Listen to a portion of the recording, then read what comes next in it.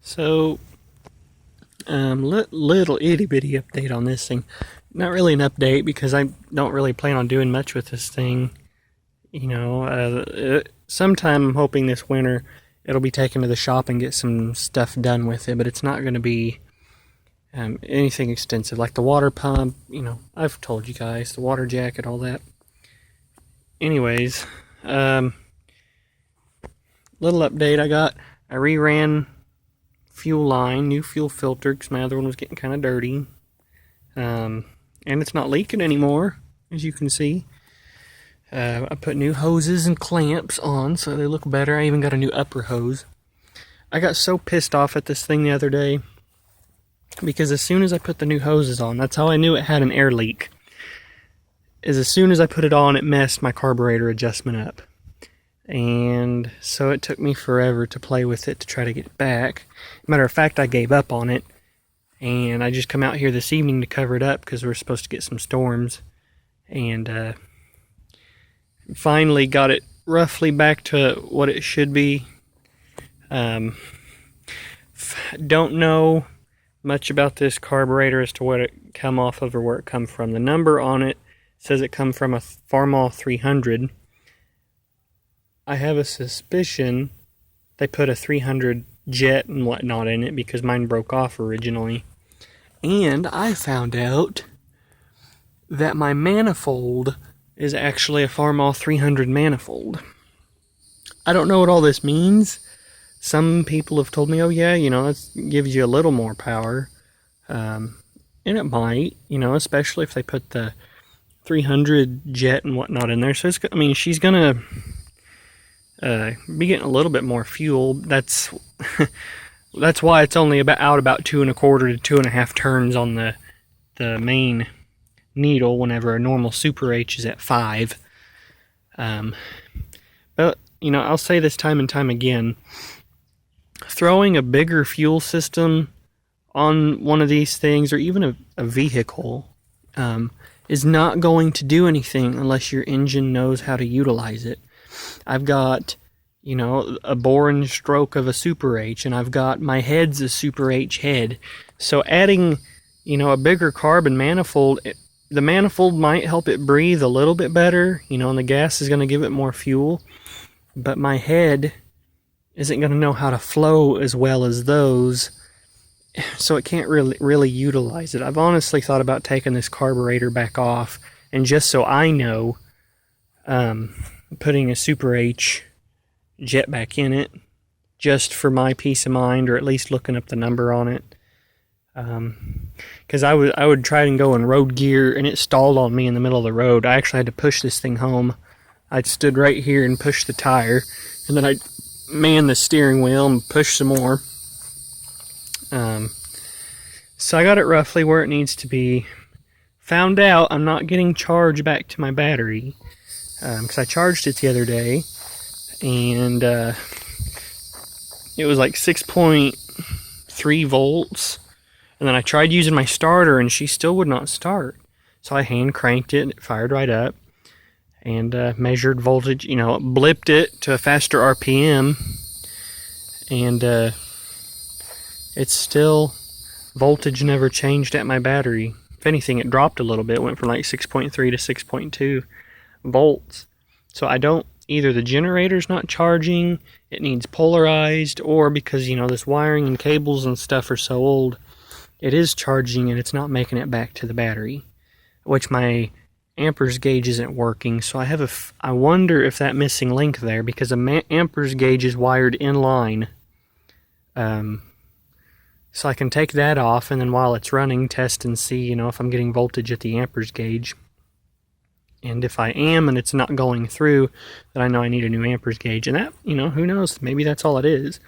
But first, not tonight, but next time I'm out here messing around, I'll take the voltage at the actual generator and see if it's kicking out. If it's not, then obviously we know generator's not working. And then at that point in time, it's like, what? I'm just going to redo the electrical. I'll get the generator off, have it rebuilt, redo all the wiring.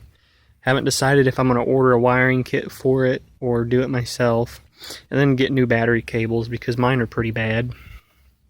And then at that point, I'll debate on buying the correct headlights and putting lights back on this thing. That'd be nice.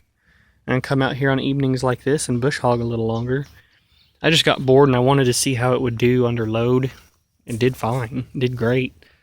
So I'm still not so certain as to why, I see all these Farmall H's and Super H's. They start right up. They don't even, need to be choked. Choked maybe in the morning or half choked. But, just a blip on the button or the starter pull rod and they fire right up. So I don't know if my starter is robbing power from my coil due to my wiring and the amperage drop because of, the cables and wiring being old and rusty, or if it's a carburetor issue, because I've got electric start. I'd like to use electric start. I enjoy hand cranking this thing, but at the same time, I really don't want to hand crank this thing for the rest of my life. So I got to get down to the bottom of the problem. But fired up tonight. I ran it. Did fine. Didn't die. So I'm just going to have to start keeping an eye on that battery and making sure that it's got enough power to it. Here's my old bush hog. This is an international, I think it's a Model 26, to be very honest with you. That's what it most looks like. I think there probably used to be a hydraulic cylinder back there. And of course, there's your drive line, goes up, goes up, goes up. You got this carrier bearing, and then obviously hooks into there. I can actually take some surprisingly sharp corners with this thing. It's pretty nice. And then obviously my pull bar is bent right there. Does the trick though. Gearbox needs a bearing in the bottom, a bearing and a seal. And I've debated on putting them in. You can still get them. They're like $50 for the bearing though. I'm putting that bearing in, and then sharpening the blades because those need done, and then yanking all this off because it wouldn't be hard, and then taking it to a fabrication shop and either get a new one fabricated or see if they can't straighten that out. It'd be nice. And then obviously this thing, you guys probably can't even see it. Anyways, this tube is bigger than the shaft that actually goes up here. So, thought about getting a new one welded on. As you see, they've done here. That's the correct length. And then this tire, that's where it's rubbing. It's just held on with 2 little bolts because they're 4-bolt hubs, but this is someone's put a 5-bolt wheel on it. 5-hole wheel, so the only 2 holes that line up is what's holding it on. Does the job though. It's old. It's rusty. I mean, it's kind of solid up top. But it does the trick for what I need it to do around here. And that's all I really care about. So, anyways. So that's pretty well it. I put my my belt pulley rod on. It's not on there right. Come to find out, this actually needs to be bent up some in order for this to meet correctly. I wondered why I had to bend my belt pulley rod because I got it straight, and everyone I've talked to said, no, you shouldn't have to bend that. Well, come to find out, it's because this thing's bent, and I can see it now. So, what's that thing? Oh, I know what that is. I'll fix that, and I'm getting a belt pulley for this thing tomorrow. I'm pretty excited. I gotta go down to, I can't remember the name of the town. It's about a 30-minute drive south of Springfield, if that. Got a great belt pulley, needs a little cleaning up, but it's not rotten, hasn't had any mice chewed on it. And throw it on here, make it look more complete, and I can actually do some stuff with it. It shows. So, anyways, this is just my small update, just to let you know kind of what's going on.